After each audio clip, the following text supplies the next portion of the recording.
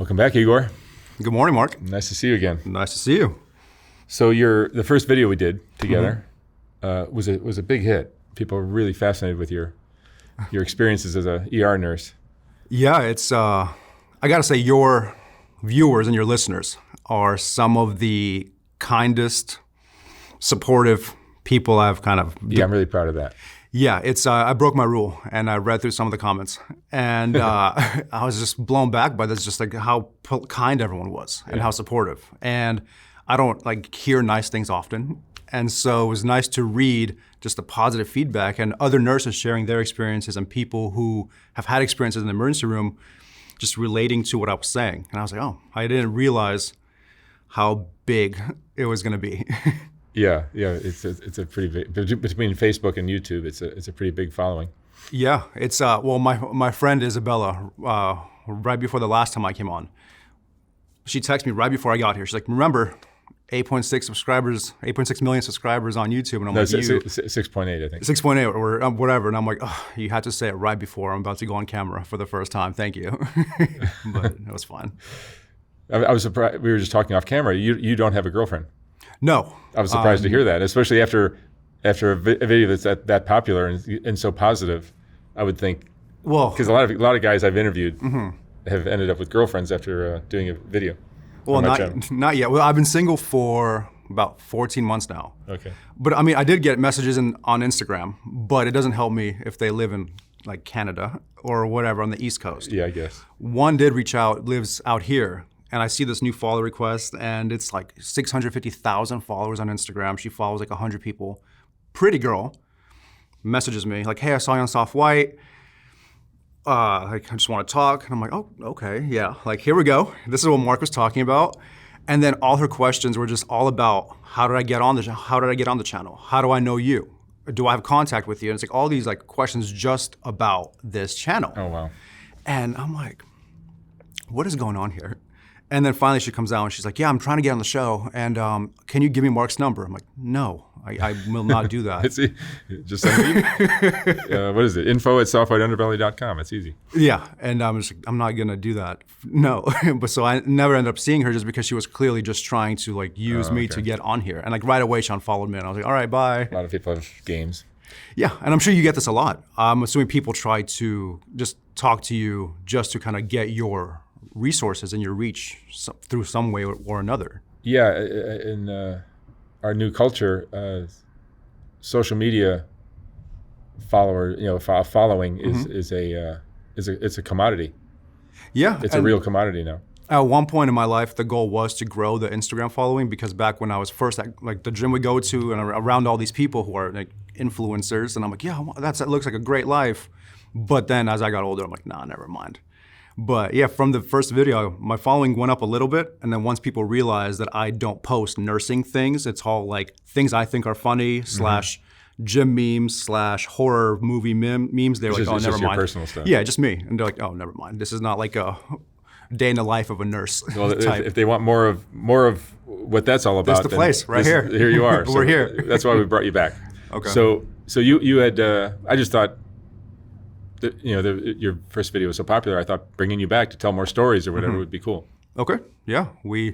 It's a bottomless pit of things that go on in the emergency room in a busy downtown hospital. I think my viewers would love to hear more of your stories.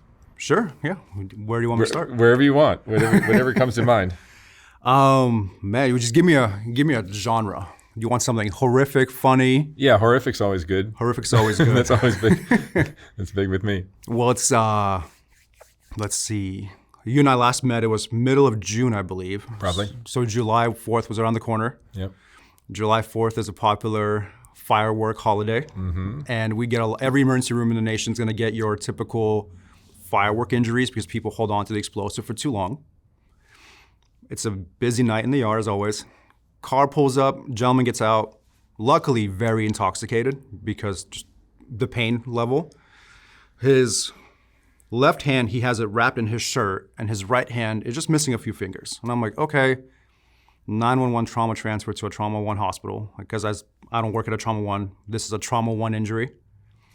Cool, no problem. We get him into the bed, get him changed to the gurney, start the IVs. 911's on the way. But then I'm looking at his other hand that's still wrapped in his shirt, and I don't see a hand where his shirt is wrapped, right? I'm just like, huh. So we unwrap his hand, and like the Alfredo spaghetti noodles, right? Yes. So imagine a wrist, and then is just strands of what looks like Alfredo spaghetti, and that's the remains of his skin, his muscle, and his tendons. So he blew his hand off. Yeah, and we're all like, it was my first time seeing that too, and I was like, but completely just beyond drunk, so he just, I guess, didn't feel it. We still gave him pain meds, but we're like, what? He's only mentioning the hand that's missing the fingers. That's all he's concerned about. And we're like, what about this hand? Where is the rest of it? And he's like, no sé. I'm like, all right, great. So that was a pretty gnarly one. How old was he? 30s. Yeah. Yeah, and he just held on to the firework for too long. And it just, and every emergency room sees these injuries every single 4th of July. And it's always, every hospital will post x-rays, be like, don't do this, because they'll show like, there's a hand here and the rest of the hand's like right here on the x-ray. So that was one that I was like, oh my God. Alcohol and fireworks, or? Alcohol and fireworks don't mix well together at all. Yeah, that was a fun one. It's pretty horrific. Yeah, but you get so numb to it that in the moment you're just working. You're just, okay, stabilize the patient, okay, stop the bleeding, transfer, et cetera. And then afterwards, when we all debrief, it's, yo, did you see his hand? What hand? So it gets a little convoluted and crazy sometimes. You guys all have to develop a really thick skin to all the horror. Yeah, and the thick skin comes from not even just seeing the horror, it's also just dealing with the constant verbal abuse. I've been called every name in the book, and you just have to just let it roll off. It doesn't matter. Your mom's this, you're that, doesn't matter. You just kind of like, okay, thank you, sir. Please take your medicine, or whatever the case is. But it's fine. The addiction stories, you get a lot of those, right? Yeah, oh yeah. Those are sad. It's sad because a lot of it is overdoses, of course. Like we talked about the first time, overdoses are, if this was Vegas, I would put 100% of my things on, we're gonna get at least 3 to 5 overdoses in a night, guaranteed. And we're still seeing a lot of, they think they're doing meth, but there's fentanyl in it, and they end up overdosing. And then when they wake up, because let's say firefighters give them the Narcan en route to us, and then we give more once they arrive, they'll be honest. Most drug users are honest. They'll tell us like, yeah, I used meth, but why did I overdose? And then we'll do the drug screen, and then once again, they're popping again they'll pop for meth, and I'm like, okay, at least they're honest. But then they're also popping for fentanyl. And it's just constant, the same story on repeat is, I did this drug, but it's mixed with something else that I didn't know I was taking. Yeah. But addiction is alive and well, especially like where I work downtown. We get a lot of patients who are addicted to substances who will leave against medical advice because they're starting to withdraw. And instead of waiting because they're being admitted to the hospital because they have a serious injury or a serious case, they just leave. Perfect example, I had a patient come in, and it was kind of a goofy one because I was the triage nurse on the walk-in side, and the chief complaint says bug bites. And so I'm like, okay, cool. Homeless individual, unfortunately, they live on the street, bug bites are common. And so he comes in, he has bug bites on his butt. And so I'm just talking to him, I'm like, hey, what brings you in, et cetera, et cetera. Drops his pants, shows me the bug bites. I'm like, okay, that's fine. But then his right hand from the forearm down is just black. His fingers are basically just falling off. And I'm like, sir, what about your hand? He's like, oh, that's the hand I shoot up in. I'm like, yeah, like it's infected. You need to. So I called the provider and I'm like, hey man, like he's here for bug bites, but look at his hand. We take pictures of his hand, send it to the surgeon, send it off to the doctor. And they say, like, we need to admit you because your hand needs to be, your arm needs to be amputated because if the infection keeps spreading, like you're gonna die. And he's like, okay, cool, yeah. And so then a few hours go by and then he just gets up out of bed and he's like, Nurse-Igor. I'm like, yes, sir, how may I help you? He's like, hey, I'm just gonna go. I'm like, why? He's like, I gotta go get my fix, man. I'm just like, dude, but I'm like, sir, like you understand that if you leave, you can die because this infection can get into your bloodstream even more. You're gonna have serious consequences. We need to cut off your arm. He's like, yeah, it's fine. Like, just like treat my bug bites and then I'm just gonna go. And it's that same story all night long, where people just need to leave because they need to get their next fix. And it's unfortunate. It's crazy how people's priorities change. Yeah, and I can't. I can't force them to stay. If you are alert and oriented, and you don't have to receive medical care, and I can't force you to stay. And we see that same thing with like psychiatric patients who are checking in for not realistic medical issues. Because if you're not checking in for a behavioral thing, I can't force you to stay and get transferred to a psychiatric facility or to get behavioral things that you need fixed. An example of that is we see this patient sometimes 4 times a week, sometimes once a week, and he always comes in. It's always the same complaint. It's always, I'm having trouble thinking. And then when I triage him in, it's always the same thing. My mom took the electricity out of my brain, and that's why I'm homeless, and I need medications to help get the electricity back to my brain. Very nice guy, polite, yes sir, no sir, like very well-mannered, but homeless, unfortunately. And every time I'm like, okay. And then I try to kind of gauge the conversation into that direction of any history of psychiatric issues, any behavioral issues. Have you taken any medications like Seroquel? And he always says no, no, no. And so I can't then give him resources like for psychiatric facilities, and he's checking in for a medical issue, so I can't force him to get transferred. But every single time he waits in the waiting room for about 30 minutes and then just walks out. And then I see him again in a couple of days. And then and it's just constant repeat of that cycle of just check in and leave, check in, leave, check in, leave. We don't really have a lot of mental health facilities. And they're always full. And on Skid Row, it's like a open air insane asylum. Yeah, I drove through it a little while ago. We were leaving, we went out to eat with some of my coworkers, and I haven't driven through Skid Row in a while. And that was the path back to where our cars were. And I was, oh my God, it's gotten so much worse since the last time I drove through here. And it's like, what are red lights? It's just everyone's everywhere. People are laid out. People are bent over because it's known as the fentanyl lean. Yeah. They're just standing. I don't even understand how it's physically possible to just stand and be just like leaned over, face almost touching the floor. But they're just. What is that all about? I think, from my understanding, it's just that the nervous system is shutting down from the high, but they're still stable. So they're just asleep, standing up, basically, but they're high.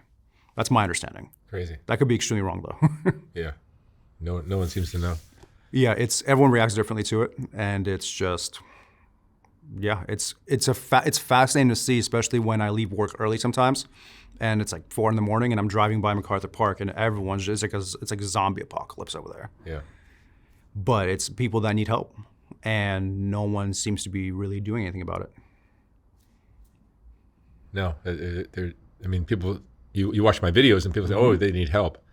Yeah, of course they need help, but getting them to go for help and accept it. Yeah.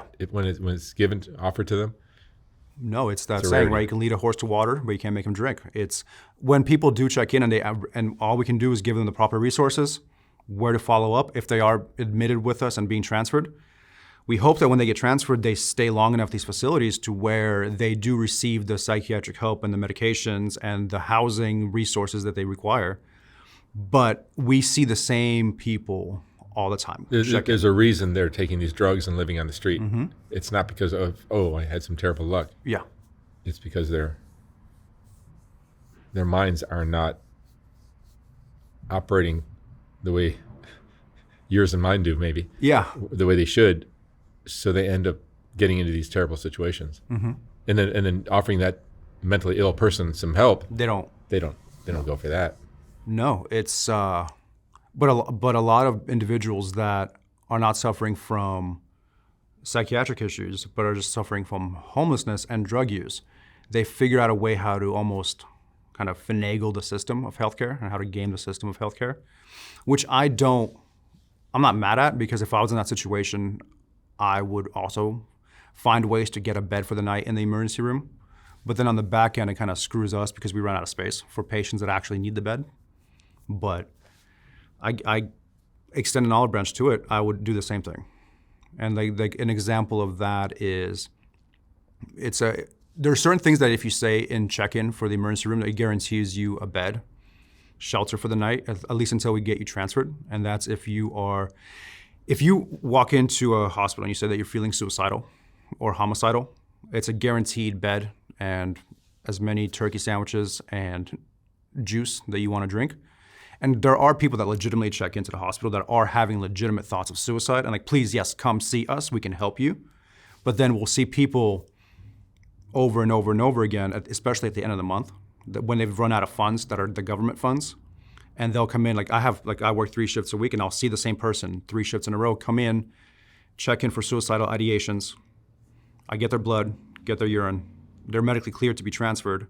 And then they see sunlight, and they're like, okay, I'm leaving now, because they're voluntary. They're not on a hold, so they can just leave. And then they leave in the daylight, and then I see them again the following night. They check in for suicidal ideations. Once again, I get blood, I get urine, and once again, they leave 6 hours later once they get some sleep.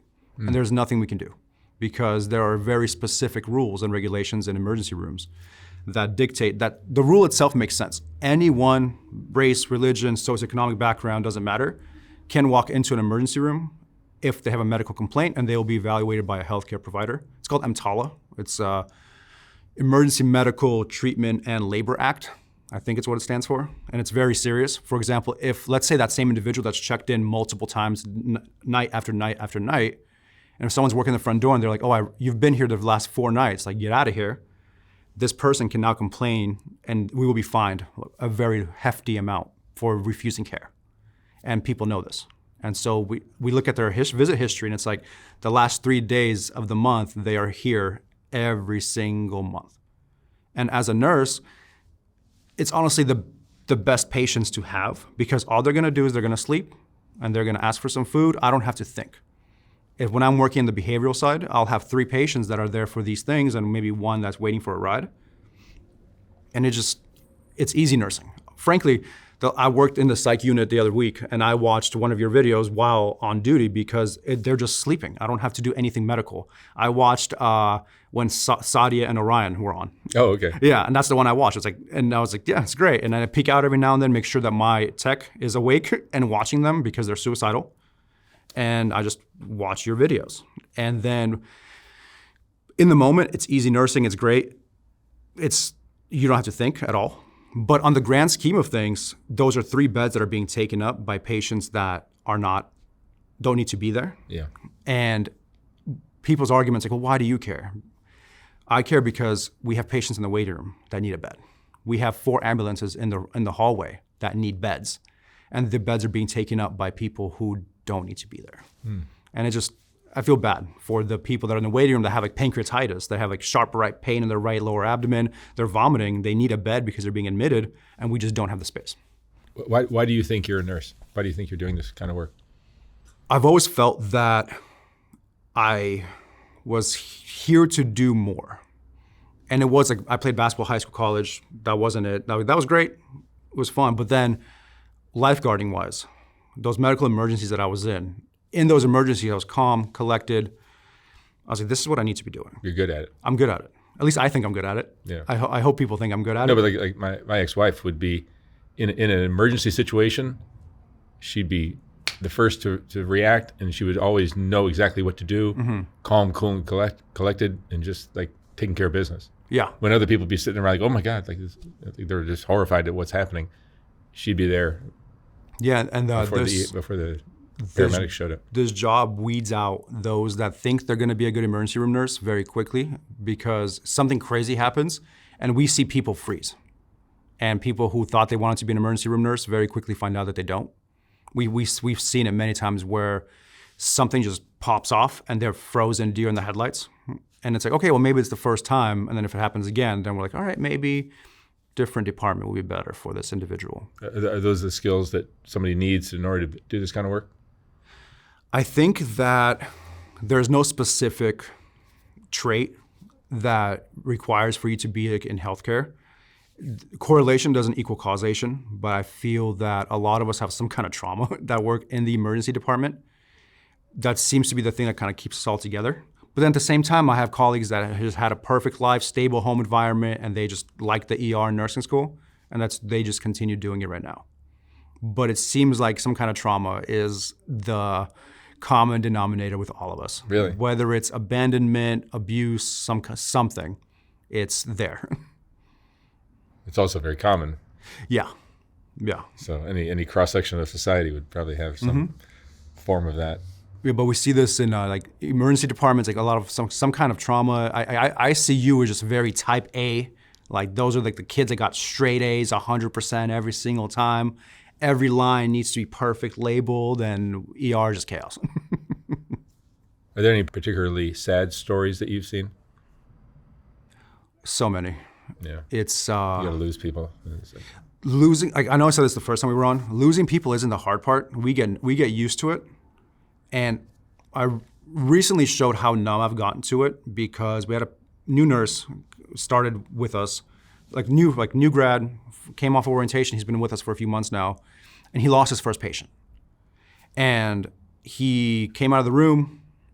The patient literally passed away in front of us, but the patient was older female patient. She had cancer. She was, it's called DNI, which means do not resuscitate, and DNI means do not intubate, and then comfort measures, meaning that if she starts to pass away, we give her morphine, make it peaceful transition. And she just very quickly passed, just very quickly. The daughter ran out of the room, someone please help me. I walked into the room, and I can just see by her and by her vital signs that she was just passing away. And so she passed, and this was this colleague's first patient that passed away. And he walked out of the room, and I can see him tearing up. And I was like, go take as long as you need. I'll cover your patients. You got this, we're good. And it made me realize how numb I've become to this. Because to me, this was just not another body, but this was just a patient that has expired. I have 3 other patients I got to take care of. We got to keep them moving. But in those cases, I'm like, okay, that's actually sad. And it hits you later. In the moment, you're at work, but then later I'll be on my couch just watching TV. I'm like, oh, that was sad. And then I get sad about it. But the saddest cases I see are the ones that have to do with children and older adults that can't take care of themselves. I have to think of how to want to phrase this so I don't break HIPAA. We had a 6-year-old that lived in the emergency department for about 9 days once. And the mom literally just came by and just dropped him off and said, I can't handle him anymore. And the story that we got was that the father was a gang member and that the kid just saw and heard some horrible things and was saying horrible things to the sister, allegedly. And it's very difficult to place children into psychiatric units because those are specialty units. It's hard to find them placement. Sweetest little kid, super fun, nice. I think all the nurses brought him Happy Meals and toys, and we have a lot of parents that work, so they brought him old toys, and this kid was living the dream in bed 6 in our emergency department. But he was there for about 9 days until Child Protective Services and the court system and all that figured out what to do with him. And just one day he was gone, and I don't know what happened, but they took him somewhere else because he can't live in the emergency department. So that was a sad case because this poor little dude just got abandoned by his mom. So that was sad. And yeah. Yeah, those kind of stories are heartbreaking. Yeah, it's and he was such a cool little dude. He was so nice, so polite, so thoughtful. We would walk into the room just to chit chat with him. He'd be like, hey Igor, high five, and it's like, I want to take you home, but I can't. But the other sad ones are, I'm not trying to shit on skilled nursing facilities, but the ones that are Medicare, Medi-Cal, state ran, they're understaffed and under-budgeted. And so we get a lot of patients from there that are in very poor condition. Very recently I had a patient come in, she was septic. So it means there's an infection in the blood. And so we're trying to find a source of the infection.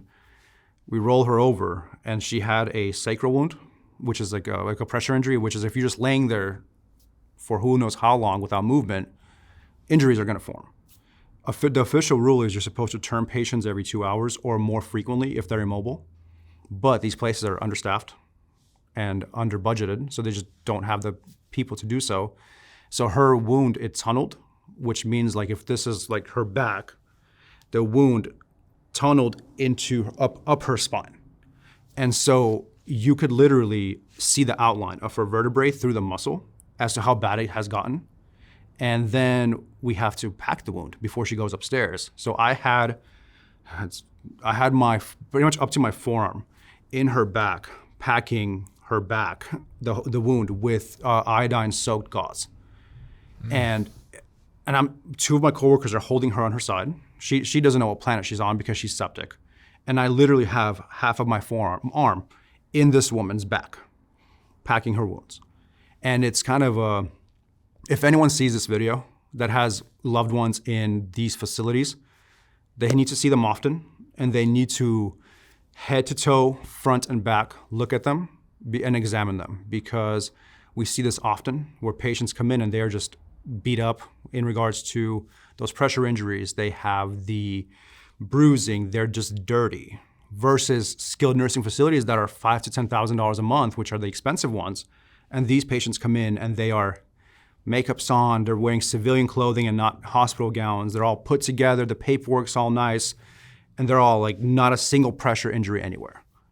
And like I said, I get it. I'm not trying to shit on them, but they're understaffed and underbudgeted. And when we get these patients, we already know exactly what we're gonna find. And they're gonna be covered in feces, they're gonna be covered in urine, and they're gonna have pressure injuries somewhere. You know, sometimes I'll be shooting on Skid Row, and you'll find these people that aren't necessarily, they don't belong on Skid Row. Yeah. They have money, they're wealthy, but they're eccentric as can be. Mm-hmm. And they're on a good one that night. And I think those people must end up in the ER very often. Yeah, it's the official term is frequent flyer, and we see them. I mean, if I know you by your name before you've checked in, it's not a good sign. Mm. And it's often where I know people's names before they're even checking in. I'm like, hey, welcome back. Like, what brings you in tonight? And they're like, oh, and they just mention some complaint that's not real, and they're just high, and they're living their best life, and they've decided to come to the ER and bless us with their presence. Yeah, there's some crazy stories that are going on down there. I mean, Skid Row is just almost feels like a lawless wasteland. It really is. It is. You know, the cops don't. You know, they know, like, if they started arresting everyone who's doing drugs, they're going to take too much. There's no way. There's no way. There's no way. And yeah, we see it all the time when we drive off of hospital proper, and there's people around the corner shooting up, and police just drive right by. You know, the LA County, or maybe it's California, but I think LA County decided to start taking people from Skid Row and putting them in all these other housing things. So like the tiny homes. Where you and I live, all of a sudden we have a next door neighbor who's now a fentanyl addict. Yeah. And they're going to get their fix no matter what, which means breaking into your car or stealing your lawnmower or whatever. And it's like, I'm not sure that was the right move. I think it was probably better to keep everybody on Skid Row. I don't know if there's a right answer. I don't think there's a solution to this that I can think of, because once someone's addicted, that's it. It must be a very euphoric experience and must be just amazing, because I've literally had patients that have come in as overdoses that received Narcan, and they'll jump off the medic gurney and they will literally yell at us. Like, do you know how much dick I had to suck to get that fentanyl? And then if I'm feeling extra chipper, I'll say, how much? Like, what's the dick per dose of fentanyl ratio? Especially if it's like 6 in the morning and I'm tired and it's my third shift. But they just get angry at us, and they get angry at the firefighters for like giving them the Narcan, because they wanted that high, they wanted to ride that wave, and we cut that wave short, and they get upset about it. So it must be a great experience. It's hard being yelled at when you're saving somebody's life. Oh man, it's the most frustrating thing I think I've ever experienced was after we saved someone's life. It was a gangbanger. He got sliced on the face. We had to give him O-negative emergency blood. The doctor sutured him up, did a beautiful job. And this guy just started getting angry because when there's a gunshot wound or a stab wound or some kind of injury that's gang related, the hospital goes on lockdown so that the perpetrator doesn't come back in, claim to be family, and finish the job, and finish one of us off in the process. Wow. he's getting angry that no one's letting his girlfriend back. And so he's mouthing off to one of the techs that works with us. And they're about to get into it. And I hear this, and I run into the room to assist. And he goes to punch the tech, and he gets me in the cheekbone. And I was so pissed, man, because an hour earlier, I'm in there with it's rapid transfusing blood into this guy because he's pale, hypotensive, tachycardic, about to die. We saved his life because he lost so much blood. And he just went to go punch the tech and got me instead in the face. And in that moment, I just had him against the wall. And in the back of my head, I'm like, the CT head hasn't resulted yet, so I can't slam him to the floor. Because I'm like, oh, I was so mad, man. So mad. And in those situations, I can't fight back. I can only restrain and hold. Because if I literally fight back, not saying I would win, but let's say if I throw a punch back, then he complains to the hospital later, then it's gonna be, Igor, we offered you this, it's called VIP, Violence Intervention Prevention course that we all have to take, which is bullshit self-defense, which if you ever tried any of these moves, you would get murdered. Like, we offered you this class, how did you get in this situation where you got punched in the face, and then they're gonna fire me? So, which we've seen happen, where this similar situation has happened, and the charge nurse will say you gotta defend yourself, the director will say you have to defend yourself, but the hospital, they're gonna protect the hospital every single time, and then they'll just fire me. So that's like frustrating. Yeah, that's tough. Yeah, and then I go home after it's like welts on my cheek. I'm like, excellent. What are your favorite things about this job? I like the teamwork. We have a really good core group of nurses, and we all have each other's back. We all trust each other. If I ever go down in the hospital, my colleagues, I know they can help me. Because of my basketball background, I love the teamwork aspect of emergency nursing. Especially when we are coding someone, which is like someone's actively trying to die and we're doing compressions and we're giving them life-saving medications. Everyone's on top of each other, everyone's over each other. We're all helping each other save this person's life. And then it's just team. And that's probably my favorite part, because I adore my colleagues. I adore most of the doctors that we have. And it's making it really hard to leave this hospital, because I just love it there with who I work with. Definitely that. And then it's just learning. Every shift I learn something new. Every shift the doctor teaches me something new that I didn't know the shift before. And that's just like, wow, I did not know that. That's interesting. Or like the patient teaches me something, or I just learned something new about myself. And it was the other night, I was watching this patient. He's had multiple strokes. He's trach dependent, can't move, he can only open his eyes. And his wife comes in, and they've been married for like 37 years. And I'm watching them interact. And she calls me over, it's my patient. She's like, oh, can you get him a blanket? I'm like, how did you know that he needed a blanket right now? She's like, oh, his eyes told me.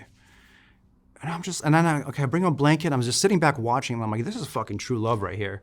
Like, she's in her 40s. He's in his early 50s. And she didn't leave. He can't move in literally anything except for his eyes. And she's right there at the bedside, holding his hand, like, this is my guy. This is my husband. Mm-hmm. I know what he wants without him saying it. And I'm just like, oh man, one day. How have you changed? How many years have you been doing this? Approaching 2.5. 2.5? Yeah. How do you see yourself changing? That's a good question. It's, I know I mentioned it before, but I'm very calm outside of the hospital. And then I find little things, I try to find little things to be humble and grateful about in my day-to-day life. And nothing hits harder for me when I'm at work and I'm standing in front of a body of someone who is either my age or slightly younger, and we didn't save them. So that drive home, it's just very sobering, like, hey, if this was you in this gurney, dead, then I'm 33. I haven't had a chance to travel to where I want to travel. I haven't had a chance to do all these things that I want to do. Like, I've never been in love. I never had the conversation of having kids one day. And it's like all these conversations that or things that I still want to do that I haven't had a chance to do if the lights were to go out tomorrow. So it makes me very like, okay, I'm grateful to be here today. Mm-hmm. Not everyone gets to do this. And the only reason I'm here is because we both know Paul, right? Right. And so like this is the thing I'm grateful for today. And then when I get to go to the gym, I can move my arms, I can move my legs, I can run, I can jump. I get to go train at the gym we go to. Probably see some familiar faces. Mm-hmm. That's going to be grateful for that. Going to see my former colleague Isabella and her fiance Adam afterwards for lunch because they want to talk about how this went. And so that's going to be great. So I'm definitely more day-to-day, like, okay, let's find something to be thankful for. And I find that it's hard to do sometimes because it's like when you're sick. When you're sick with the flu and you're laying in bed at home, the only thing you can think of, right, is when the last time you felt good. And that first day you wake up, you're like, oh, I can breathe today. The sun shines out. The flowers smell great. But then a week later, you're just like back to your old day-to-day. You're not thinking about being sick a week before. You're just back to your normal self. So I have to constantly remind myself, okay, be grateful, be humble, because I see all these patients that are coming in that are just sick, and some don't make it. And some people check in and never check out. And just, like I said, be humble every day. Be grateful every day. That's great. Are there days or nights that are just lit up and like all kinds of crazy stuff comes in, and other days are quieter? There is zero pattern to it. Like some nurses will say, oh, Sunday nights are quiet. No, they're not. It just varies. What do you think can make certain nights really busy? Well, events definitely make things busy. Certain things that are happening in the city make things very busy. The last time that you and I got together, like 2 weeks afterwards, was all of the protests downtown for immigration. We were slammed because of injuries. And when it's called okay to book. It's when someone gets hurt when a police officer is arresting them, or claim to be hurt when a police officer is arresting them. They have to get okayed by the medical staff to be booked to jail. So we saw a lot of injuries from that. And it's like, I'm not here to talk about, police tactics in protests and riots or whatever, but it's like that graph where it's the more you fuck around, the more you find out. It's like, what did these people think was gonna happen if they start throwing shit at the police? Like, they're gonna tackle you. They're gonna take you down to the floor. And so we saw a lot of, like lacerations, bruises, bumps, saw some brain bleeds from that because unfortunately some of the takedowns were more aggressive than others. Some of the individuals got pelted with those the bean bags and the rubber bullets. Even though it bounced off the floor, it hit him in the head on the perfect angle. So we saw some brain bleeds. So those were 911 transfers. So we were very busy for those few weeks with those protests going on because my hospital, protests. It was right there. It was crazy seeing the firefighters like Cody showing up wearing a bulletproof vest, because you don't see firefighters in bulletproof vests. And that was a very how bad is it out there? Because police officers, we see them in bulletproof vests all the time. But seeing a firefighter in a bulletproof vest was crazy to see. So we were busy from that. And then the thing that no one saw coming, I don't think, was due to certain 3-letter agencies that were in town, people were scared to leave their house to come to the hospital when they were feeling ill because they were scared that they might get taken.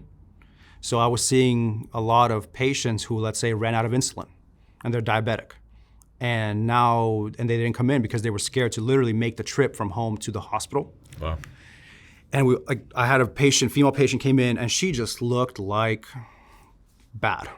And I check her sugar because she tells me she's diabetic, hasn't been taking her insulin. I check her sugar in triage. The thing just says high, which tells me it's higher than 600. Normal sugar in a human is 70 to 100. It's like the base. Blood work comes back, her sugar was like 1,180, which is like she's a walking Pop-Tart at this point. And I'm just like, ma'am, why didn't you come? I'm using a translator. Why didn't you come in sooner? And she was like, I'm scared. I'm scared to come to leave my house. And then she was still scared. I could see she was scared to be there. And I told her, your immigration status does not matter in a hospital. And even if certain agencies show up to the hospital, it's HIPAA still applies. We do not disclose who's here, their names. These agencies will have to wait in the conference room until our lawyers and risk management comes and talks to them. So we got busy from that as well because I don't think anyone saw that coming. Just all these people that were just literally scared to come to the hospital sooner. So they were coming much later and they were much sicker. So if she was to come a week prior, we would have easily solved her sugar. But since she waited so long, she's now got admitted to the ICU because she had something called diabetic ketoacidosis. Organs are starting to shut down. She's urinating a lot because her sugar is so high, so her kidneys are, and it was just a whole mess. So we saw a lot of that. Then the rest is just depends on events. If there's a rave going on downtown, I already know we're gonna get hit with some of the overdoses, and the best patients ever, which are the ones that took too much ecstasy, because those are the best patients. They're like, oh my God, you guys are all in blue. You feel so nice, I feel great. Best patient. They're the best, they're so good. That's funny. Yeah. What do you the future of nursing needs? I mean, do you see anything that it can improve on? Well, Mark, how much time do you have? Oh man, I think there are things that we can change pretty rapidly that will improve healthcare rather quickly, starting from the home. And we need to make some kind of public course, commercials, radio edit, something where it's what is a 911 phone call? What is an emergency room visit? What is an urgent care visit? What is a follow-up with your primary care physician visit? And what's a stay home and it will fix itself visit? 70 to 80% of the people that walk into the emergency room don't need to be there because they check 6 months of knee pain is not an emergency. 4 months of neck pain, not an emergency. You've been ankle pain for a year is not an emergency. And then same thing applies to when people call 911. They're calling 911 for things that aren't emergencies, that are wasting resources and wasting the firefighters' resources. Literally last month, someone called 911 because a gentleman looked sad outside of a grocery store. Firefighters rolled up, and the guy did not refuse, he didn't refuse to, he went with them. And they brought him to us, and they're just like, yeah, someone called 911 because he looked sad. And then I'm like, sir, what's your medical complaint? He's like, I don't have one. Why are you here? I don't know, the firefighters came and just took me. I'm like, discharge, bye. But it's, like I said, a lot of the people that come in don't need to be there. It's a lot of, okay, your knee hurts for 6 months. I understand you're in pain. We're gonna give you some pain meds, but we're gonna tell you to follow up with your primary care physician. And a lot of people don't want to take responsibility for their own health because it takes work to go follow with Medi-Cal or Medicaid or your insurance to find a physician in your network, to then go see them. I get it, it's work. I had to do it for my grandma, but you have to do it. And I'll extend an olive branch because for a lot of people, the emergency room is their only source of healthcare, but we can't treat things that aren't emergent. That's the whole point of the emergency room. Because how it works is you check in for whatever reason. If it's an emergency, you either get admitted and you go upstairs, or you get treated and then discharged and told to follow with your primary. That's the emergency room, that's how it works. Outside of that, we can't do much else. And we just can't. It just doesn't work that way. And a lot of people don't realize that. And then people get mad at us when it's an 8-hour wait, 10-hour wait. It's like, yeah, sorry, you're here for an STD check. We're gonna do it because you're here for that, but you're gonna wait a long time to get that done because we have other things that are more urgent to take care of first. And it works on that level of, it's not about who comes first, first come, first serve. It's about acuity and priority. And someone with chest pain is gonna get seen ahead of someone with a toe pain. And people just don't grasp that. And so when you open the door to call the next patient, we all get berated of I was here before them, you guys aren't working. And if it's a bit extra busy night, what the waiting room doesn't see is the 5 ambulances that are waiting in the hallway and the full beds that are and the 3 beds that are being coded and someone's having a seizure and all the beds that are being taken up. And so there's a public teaching that needs to occur. All right, Igor, thank you so much for sharing some more stories. Yeah. And I wish you lots of luck in the future. Mm-hmm. Hey, anytime, I got plenty more. Cool. Maybe we'll do it one more time. Awesome. Okay. Thank you so much. Thanks, Mark. All right. When I was designing the first Soft-White Underbelly book, I realized that there were so many great portraits that weren't going to make it into that book. They just wouldn't fit. And once I saw how well that first book sold, I knew I'd have to design a second book. This second book is finally ready to ship. Like the first one, this book has a collection of some of the best portraits from Soft-White Underbelly, accompanied by a quote from that person's interview. This book features another group of Rebecca portraits, as well as a collection of color images of the Whitaker family, and plenty of others. You can order yours for $125 or $150 for a signed copy at softwhiteunderbelly.org. Again, like the first book, once this book is sold out, I will not be printing more of them. The portraits are what Soft White Underbelly is all about, and these two books contain the best of all that work. Thank you for watching.